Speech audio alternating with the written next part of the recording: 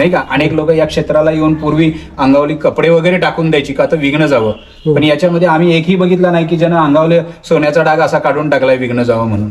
अंगात येणे म्हणजे मनाच्या मानसिक ताणांचा निचरा होण्याचा प्रकार आहे. अशा प्रकारचा निचरा क्रोधापेक्षा करून येणे किंवा उपासापेक्षा उपायांनी सोडवला पाहिजे. दुर्दैवाने या ठिकाणी धरणाच्या निर्मितीनंतर नदीची खूप दुरावस्था झालेली आहे. याला शासनच जबाबदार आहे, दुसरं कोणी नाही. कारण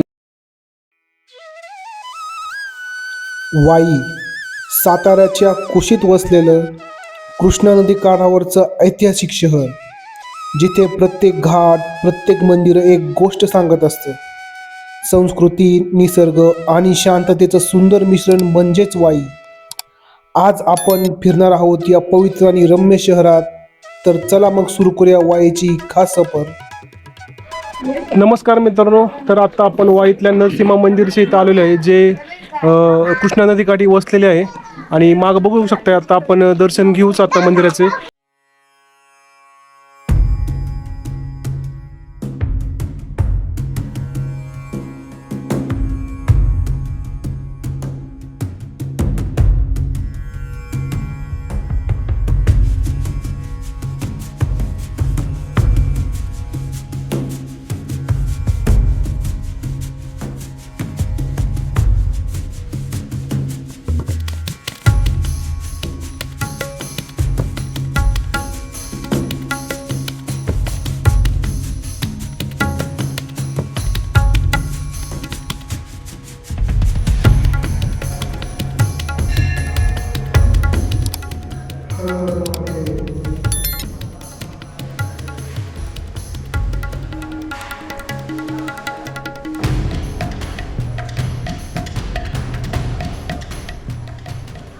नमस्कार मित्रांनो, आता आपण वाई येथील नरसिंह मंदिराच्या इथे आहे. आणि इथे आपल्याला आता गणेश पांबरे जे गुरुजी आहेत तिथले पुजारी, तर ते आपल्या थोडक्यात माहिती सांगणार आहेत तर या मंदिराबद्दल. तर नक्की तुम्ही ती माहिती ऐका, आणि कोणी नवीन असेल आपल्या चॅनल तर नक्कीच सबस्क्राईब करा. मित्रांनो, तुम्ही काय मंदिराविषयी थोडक्यात माहिती सांगता इथले? संबंधित मंदिर हे साधारणतः 1780 च्या दरम्यानचा याचा जीर्णोद्धार आहे. 1680 साली ते 17व्या शतकाच्या पूर्वार्धात हे शिवमंदिर उभं राहिलेलं आहे. तटबंदी, नगरखाना आणि हे जो पार वगैरे आहे हे 1780 आहे.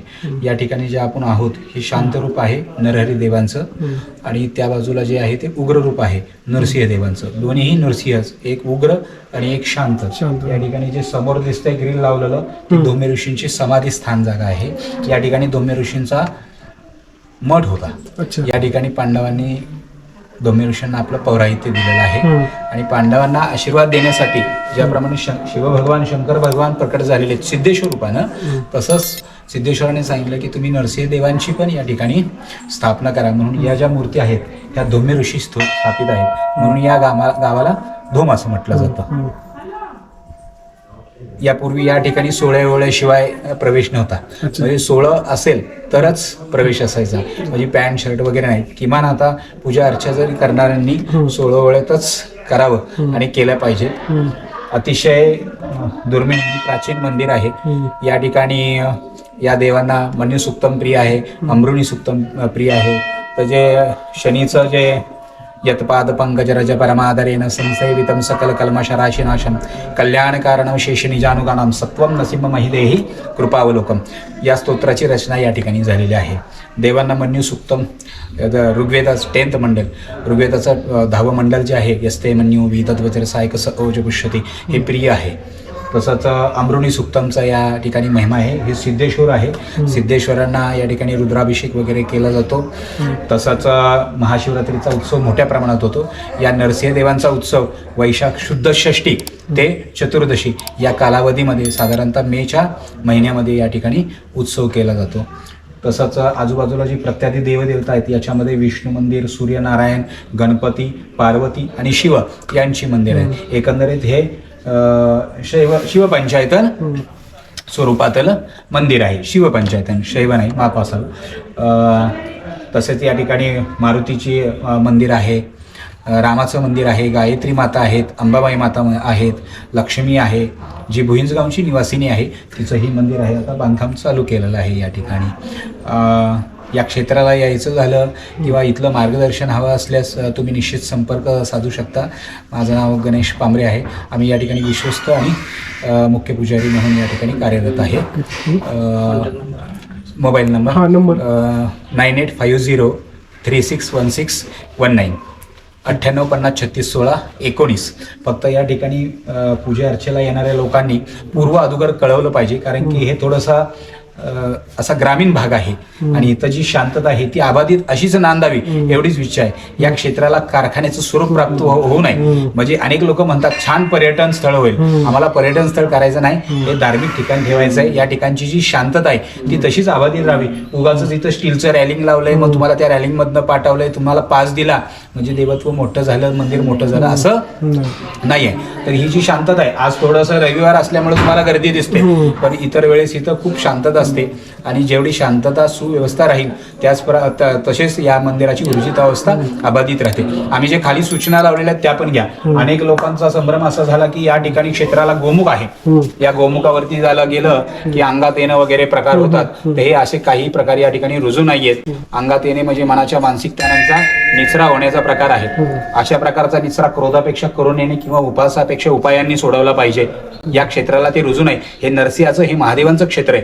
सर्वांनी विज्ञाननिष्ठ व्हावं, 4 वेदांच्या तत्वावरती साधना करावी आणि या राष्ट्राचं कल्याण होईल, चराचराचं कल्याण होईल. अशा प्रकारे या ठिकाणी आता बघतो आपण ते देवव्रत महेश वगैरे त्यांनी जे दंडक्रम पारायण केलेलं आहे, अशा प्रकारचं अध्ययन होणं पण गरजेचं आहे. विज्ञाननिष्ठता बाळगून तितकंच सजगतेने या आपल्या सनातन संस्कृतीला हातभार लावायला पाहिजे, नाही का. अनेक लोक या क्षेत्राला येऊन पूर्वी अंगावली कपडे वगैरे टाकून द्यायची का तर विघ्न जावं, पण याच्यामध्ये आम्ही एकही बघितला नाही की ज्यानं अंगावले सोन्याचा डाग असा काढून टाकलाय विघ्न जावं म्हणून, नाही का. तर ही मनाची विकृती आहे, नाही का. चराचरामध्ये रुद्र आहे. कुठल्याही तीर्थस्थळावरती जाऊन तिथल्या सूचना वाचा, चिंतन करा. अशा प्रकारे काहीही होणार नाही. तुम्हाला दानधर्म करायचा असेल तर अनेक गोरगरीब आहेत, अशा कुटुंबांना दानधर्म करा, कपड्याचा दानधर्म करा, अन्नाचा दानधर्म करा.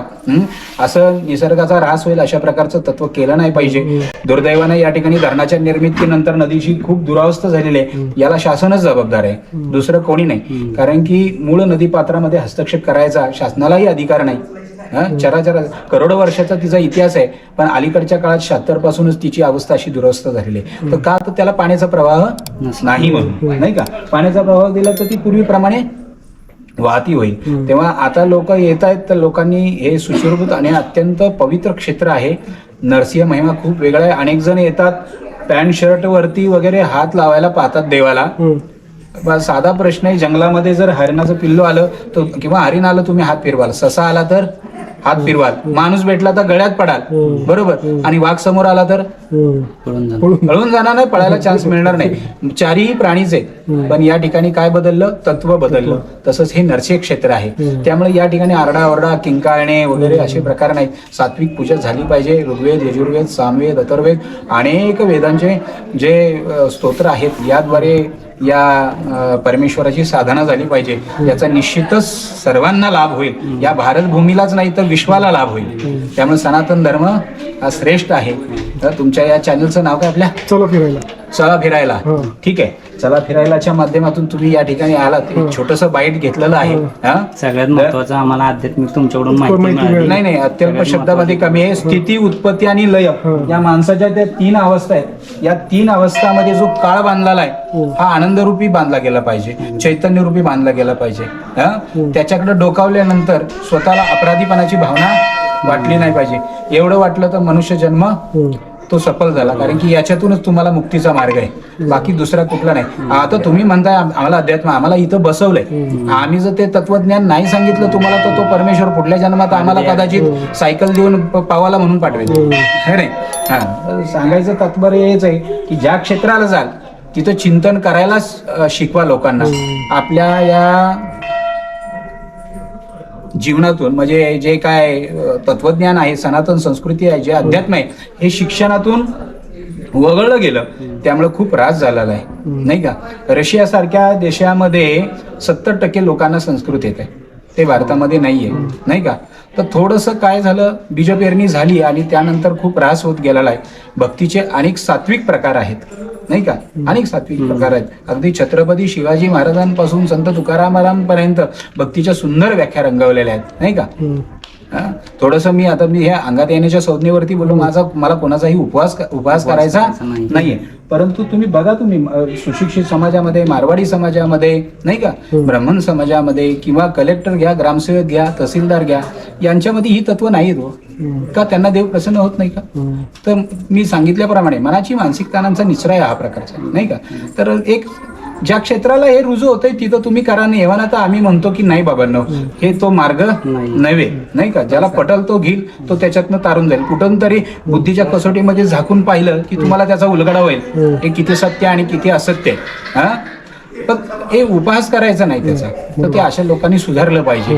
हे नरसिंह क्षेत्र आहे, हे या ठिकाणी विष्णू आहेत, पार्वती आहेत, गणपती आहेत, सूर्यनारायण आहेत, ही पुष्करणी आहे. हे युनिक आहे, नाही का. हे कुठेही नाही. म्हणजे ब्रह्मा, विष्णू आणि महेश या तिन्हींचं ते तारतम्य साधून बनवलेलं आहे. त्याचा बोध घ्यावा.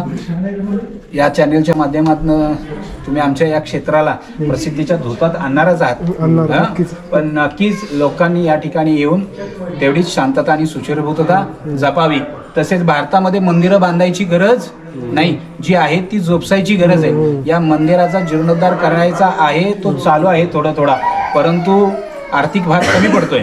त्यामुळे मी विनंती करतो या तुमच्या चॅनलच्या माध्यमातून, माझा नंबर तर दिलेलाच आहे, ज्याला कोणाला या ठिकाणी काही करायचं असेल ना त्यांनी निश्चितच संपर्क साधा.